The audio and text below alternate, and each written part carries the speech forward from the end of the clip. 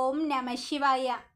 అశ్వత్థ వృక్షం దగ్గరున్న మనోరథ తీర్థంలో స్నానం చేస్తే నిశ్చయంగా మనోరథాలన్నీ నెరవేరుతాయి.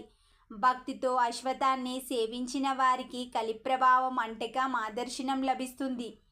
కారణం మేమందులో ఎల్లప్పుడూ ఉంటాము. అట్టి ఆ కల్పవృక్షాన్ని సంగమేశ్వరుడైన సదాశివుణ్ణి పూజించి త్రయంబక మంత్రం పఠించాలి.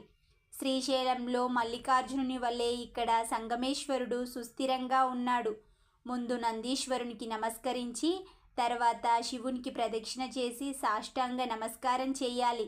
ఇలా 3 ప్రదక్షిణలు అయ్యాక ఎడమ చేత్తో నందీశ్వరుని వృషణాలను స్పృశించి కొమ్ములపైన బొటనవేలు చూపుడు వేలు ఆనించి వాటి మధ్య నుండి శివలింగాన్ని దర్శించాలి.